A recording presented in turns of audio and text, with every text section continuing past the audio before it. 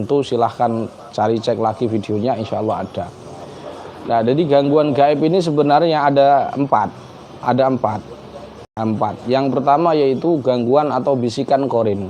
Bisikan korin ini tidak mengenal kiai, tidak mengenal habaib, tidak mengenal peruqyah atau tidak peruqyah.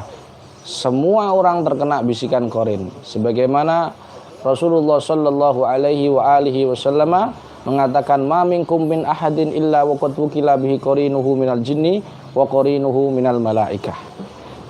Qalu wa iyyaka ya Rasulullah, qala wa iyyai walakinnallaha ani fa aslama, wa fi riwayatin fa aslamu. Bahwa setiap manusia ada bisikan dari korin-korin dari malaikat dan bangsa jin. Ingat, korin ini tidak bisa diutak-utak, tidak bisa dimediumisasi, tidak bisa dibuat raga sukma untuk mencari korin, tidak bisa diutak-utak. Jadi korin setiap, kalau bisa diutak-utak berarti korin jin bisa dimasukkan ke manusia, otomatis nanti korin malaikat ikut-ikutan. Jadi manusia dimasukin malaikat. Malaikat bentuk apa lagi yang masuk ke tubuh manusia? Jadi tidak betul kalau di sana itu ada orang yang mediumisasi korin, tidak benar. Dusta dan bodoh terhadap agama, waliyadzubillah. Jadi korin ini membisikkan manusia. Dan korin dari jin ini korin ada dua, korin dari malaikat, korin dari bangsa jin. Di korin dari bangsa jin ini akan membisikkan pertama was-was, yang kedua sering lupa rakaat sholat, yang ketiga marah-marah. Maka ketika ada orang melakukan tiga ini, ya kan, melakukan tiga ini, ketika diruqyah dia tergantung keluhannya. Kalau dia pelupa biasanya di sini ada lendir. Balgham inilah yang yurisun nisyan. Dan kadang di paru-paru, di dada. Di dada ini ya yang membutuhkan was-was. Nanti kalau diruqyah biasanya lendir campur warna kuning. Dan yang terakhir yaitu kalau dia korinnya bisikannya kuat, mimpi buruk dan seterusnya, bisa jadi di sini. Dan kalau diruqyah muntah darah, campur lendir. Tapi itu bisa kesurupan? Enggak. Kalau korin enggak kesurupan. Korin walaupun dari jin. Baik. Yang pertama itu, nanti kalau kita deteksi menggunakan deteksi, ya Allah, alhamdulillah sholat, ya Allah jika saya ada bisikan korin tunjukkan, nanti gak akan terdeteksi. Dia tidak terdeteksi apapun, tetapi dia tetap diruqyah muntah lendir. Tetapi ketika dideteksi nggak ada. Kenapa? Karena korin itu bawaan. Nah, kalau dia deteksi di pohon misalkan, jadi ketempelan di situ, itu bukan korin. Itu jin yang dari luar selain dirinya. Begitu. Yang kedua adalah gangguan gaib yang kedua adalah yang disebutkan di buku. Itu korin itu tidak saya sebutkan di buku karena pembahasannya agak lama. Nanti kalau yang namanya saja buku panduan ringkas. Jadi kalau kayak jabarkan seperti skripsi, khawatirnya nanti jadi makalah. Jadi bukan panduan ringkas. Ayul hadirun, yang kedua adalah masus setan, ketempelan. Ketempelan ini penyebabnya banyak. Dan ciri dari ketempelan itu adalah dia punya secara fisik, dia pasti sakit di bagian depan. Kalau ada ketempelan terus dia sampai saraf kejepit, itu awalnya dia itu di dada ulu hati, kemudian tembus sampai ke belakang. Atau dia ketempelannya adalah karena jalab wa tahdzir. Kenapa itu? Apa itu jalab wa tahdzir? Ada ritual mendatangkan energi supranatural yang di luar sana, energi alam dimasukkan ke tubuhnya dengan cara rendaman. Jadi bagian dari masuk syaitan ketempelan. Tetapi kenapa ditolak ekor? Jawabannya karena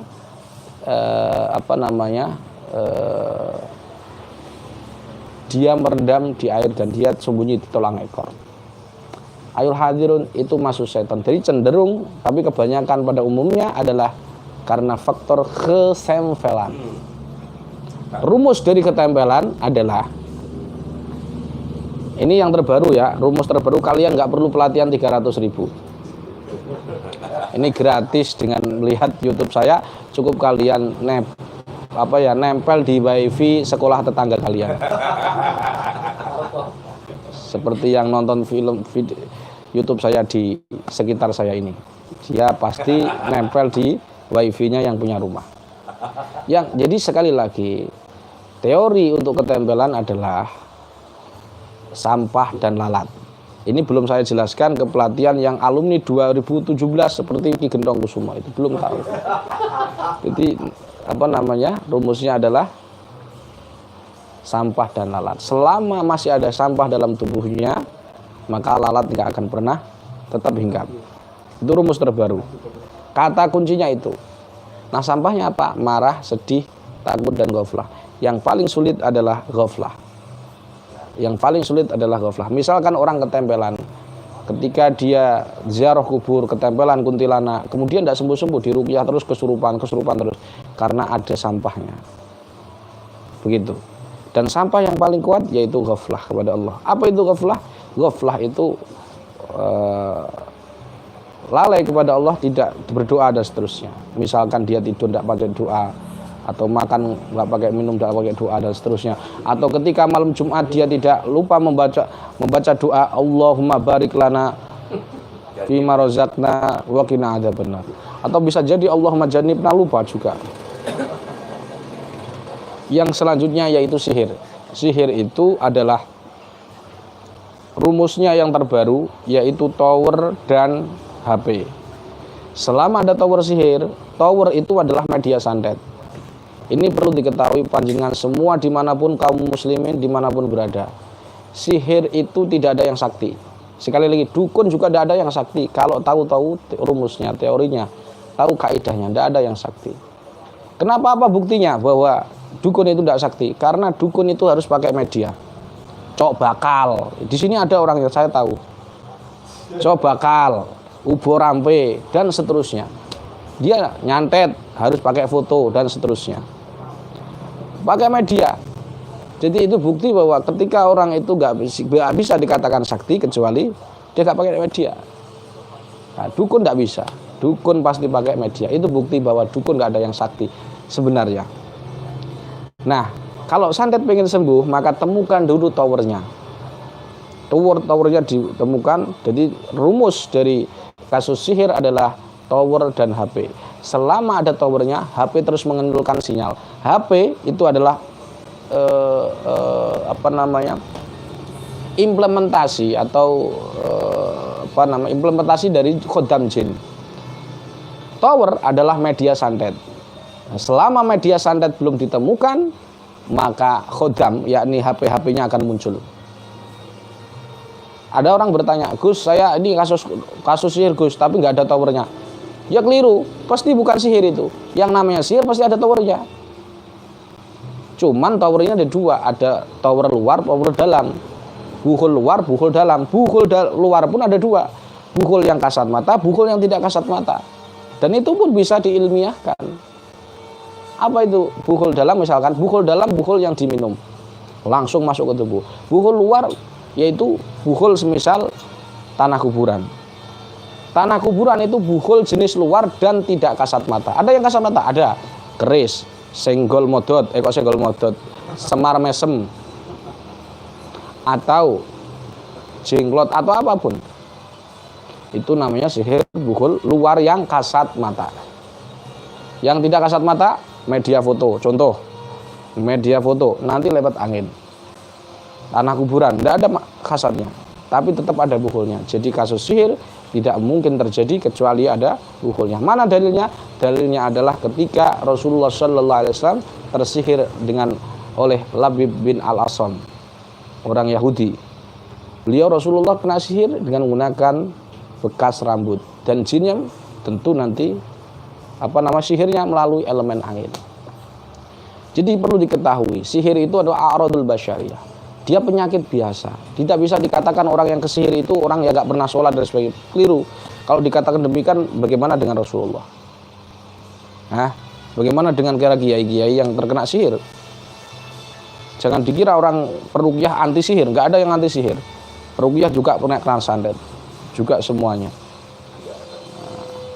Jadi selama tower sihirnya tidak ditemukan, maka tidak akan bisa binillah ya, tentunya binillah, maka kasus sihir itu akan sulit disembuhkan. Apalagi cuman nun mati ketemu fa dibaca apa? Ikhfa dibaca idhar, kun fayakun, ya nggak bisa. Nanti selesai di situ kesurupan, selesai tuntas, pulang kumat lagi. Pulang orang yang kena sihir itu kumat lagi. Dia pergi ke padepokan tertentu, pulang kumat lagi nanti. Kenapa? Karena towernya belum dihancurkan. Jadi kalau kasus sihir, sekali lagi, tower dan HP, selama towernya tidak ditemukan, tidak dihancurkan, HP-nya akan mengeluarkan sinyal, alias jinnya keluar masuk terus. Terus bagaimana untuk menentukan sihir? Jadi sekali lagi, kalau panjenengan, Gus, saya sudah melakukan SOP sihir halaman 31 dalam buku panduan ruqyah, tapi masih ada jinnya masih keluar masuk terus. Cek dulu, adakah towernya lagi. Kalau dia selama masih merasakan energi negatif di rumahnya, artinya dia masih ada tower-towernya. Karena memungkinkan satu orang yang masyhur terkena sihir itu dihantam oleh 5 buhul dengan jalur yang berbeda. Misalkan nyantet satu tidak mati tuh, santet lagi tuh nggak mati tuh, dia pergi ke dukun yang lain nggak mati kun, jadi santetnya sudah bertubi-tubi.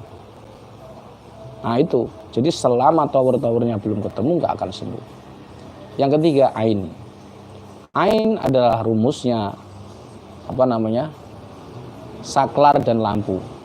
Selama tidak akan ketemu saklarnya, lampu nggak akan pernah mati. Misalkan orang yang dipuji itu tadi, iya kan?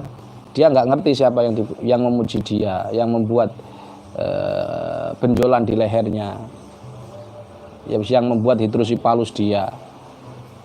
Nah, cara deteksinya bagaimana? Kan anak kecil tuh, biasanya orang terkena ain itu pertama ada 3 orang yang berpotensi terkena ain. Pertama yaitu orang yang wajahnya putih. Nah, seperti ini, coba dilihat, bisa di zoom, wajahnya putih. Ini putih atau hitam ini? Ini kayaknya sawo bosok ya, apa sawo bosok? Sawo apa ya? Sawo matang. Nah, kalau yang hitam warnanya sulit untuk ketemu ain. Jangan itu, sini aja. Jadi orang yang berpotensi terkena ain atau main itu ada 3 penyebab kenapa dia dipuji. Pertama karena wajah parasnya cantik. Jadi ibu-ibu yang nonton ini, anaknya yang wajahnya putih tiba-tiba jerawatan terus muncul kelenjar getah bening, tiba-tiba tidak bisa jalan, memungkinkan ain. Harus ketemu saklarnya karena itu ibarat lampu. Jadi teorinya ain adalah saklar dan lampu. Selama ada saklar, nggak ketemu saklarnya, lampu nggak akan bisa mati. Saya sebutkan dulu yang jadi postingan saya ini adalah postingan yang materinya belum saya sampaikan di pelatihan. Sengaja saya sampaikan untuk tidak lanjut dari pelatihan panjenengan, dan Desember itu Oktober mulai kemarin ya, Oktober November kita merekrut 4.000 praktisi ya. Tentu mereka banyak yang ada masalah juga karena dari awalnya memang bukan peruqyah. Jadi saya mohon maaf kalau ada yang mungkin ngomong ke orang, "Jera kok banyak orang yang meruqyah kok muntah sendiri, kadang murah kesurupan sendiri." Nah, mereka kan wajar berubah pengen jadi orang baik, kan begitu. Nggak perlu malu. Tiap orang berpotensi kena sihir ya kan, nggak usah malu. Jadi bukan karena ziarah, ya memang orangnya sebelum ziarah sudah bermasalah. Ikut pelatihan bayar separuh akhirnya B. Gratisan ada itu, di sini juga ada orang. Kita lanjutkan. Yang pertama putih, yang kedua adalah suaranya bagus. Suaranya bagus. Kalau orang suaranya bagus, nanti biasanya serak. Nah. Atau kalau kena ain dia akan suaranya punya sulit. Nah, yang ketiga cerdas. Makanya banyak kiai muda yang itu kena ain meninggal. Tiba-tiba kelenjar getah bening, vertigo, meninggal. Kenapa? Kecerdasannya ini bisa membuat dipuji orang dan bentengnya tidak kuat, akhirnya qadaillahi qadrahi bilain karena ain. Nah, bagaimana cara deteksi saklarnya? Nah, ini penting yang belum pernah saya terangkan di pelatihan 300.000. Bagaimana cara mendeteksi ain? Gampang. Ini kalau nggak subscriber nggak saya beritahuin. Nanti jangan ngomong-ngomong ke orang. Yaitu pertama, cari orang di sekitarnya yang suka sakit kepala. Terutama di sini. Sini. Atau di sini. Yang kedua, dia suka mimpi buruk. itu kalau kalian nggak bisa deteksi anak kecil, gitu ya. Nggak, saya ulangi. Kalau anak kecil kan kamu nggak bisa tuh tangannya begini, ayo masih TK, nak sini nak, pejamkan mata nak, tanganmu sini nak, ya nggak bisa anak TK, pejamkan matanya, dilirik begini, bajing kau ditarik jenggotmu nanti, kan begitu, kan anak kecil nggak bisa. Lah terus bagaimana cara deteksi ini? Kalau anak kecil caranya begitu, cari orang di sekitarnya yang kepala pusing dan suka mimpi buruk, satu itu. Kalau dia sudah dewasa, lebih mudah lagi. Contoh. Ibu kelenjar getah bening di sini, atau ibu-ibu atau bapak-bapak yang kurus. Jadi bapak-bapak atau laki-laki yang kurus itu ada dua kemungkinan. Pertama, dia terkena ain. Yang kedua, istrinya galak. Ini sama-sama bahayanya. Bahaya. Wanita itu kesantet ke apaan, gitu, kesurupan, muntah dan sebagainya, tapi tidak mati-mati. Tapi laki-laki yang nggak pernah kesantet, nggak pernah kesurupan, matinya duluan karena istrinya galak. Nah, ciri istrinya galak itu orangnya kurus. Yo, saya serius ini. Nah, jadi saya ulangi, cara kalau sudah dewasa bagaimana? Misalkan ibu-ibu kelenjar getah bening di sini tuh, atau nyun sewu, mium. Cara deteksinya ya seperti tadi, harukum fayakun, subhanalladzi biyadihi malakutu kulli syai'in wa ilaihi turja'un. Dan sama sekali ini tidak berkhodam. Jadi ada orang yang ngomong ini berkhodam, dia menuduh Quran itu berkhodam. Menuduh Quran itu sihir. Itu seperti orang-orang Yahudi, orang-orang musyrikin. Jadi tidak benar. Ini tidak ada khodamnya. Kita minta petunjuk kepada Allah, cuman akhlaknya pakai hamdalah, pakai sholawat, kemudian berdoa, kan begitu. Terus ditutup ayat Yasin terakhir karena itu sudah diamalkan oleh para ulama, para kiai kita di Nahdlatul Ulama terutama. Itu sekali lagi saya sampaikan, mohon maaf kalau terlalu banyak ngomong, karena ini sebenarnya tadi saya nggak ingin streaming, tapi karena dari Surabaya pengen muncul, ya ini orangnya pengen muncul di YouTube saya, jadi ya.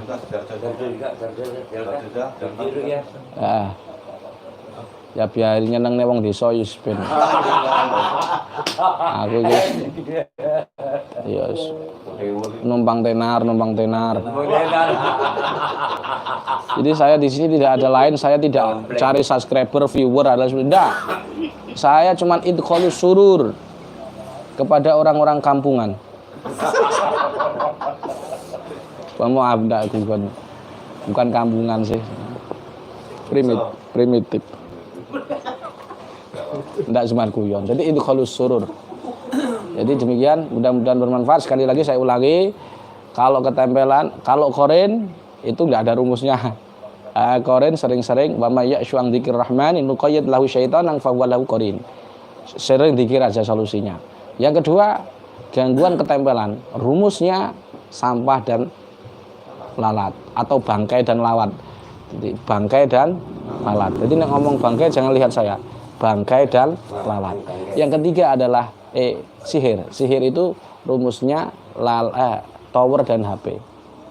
Yang ketiga yaitu yang keempat yaitu ain. Ain rumusnya adalah saklar dan lampu. Demikian, mudah-mudahan bermanfaat. Kita tutup majelis kita ini dengan membaca Mars JRA. Subhanakallahumma wa bihamdika asyhadu an la ilaha illa anta astaghfiruka wa atubu ilaik. Assalamualaikum warahmatullahi wabarakatuh. Sebentar. Bersama Nahdlatul Ulama di Jam'iyah Ruqyah Aswaja, lah pejuang sejati, berilmu, beradab dan bertakwa. Al-Quran dakwah kami berjuang, kami militan, taat pada sang guru, membantu marki menggapai kesembuhan, menuju kebahagiaan. jangan menyerah, jangan mengeluh. Allah bersama kita, perangi kemaksiatan menuju ridho Allah, bekal kita ke akhirat. Semangat mendakwakan Al-Quran sebagai syifa bersama Nahdlatul Ulama. Siapa kita? NKRI, Pancasila. Besok kita akan berangkat terbang ke Kalimantan Barat.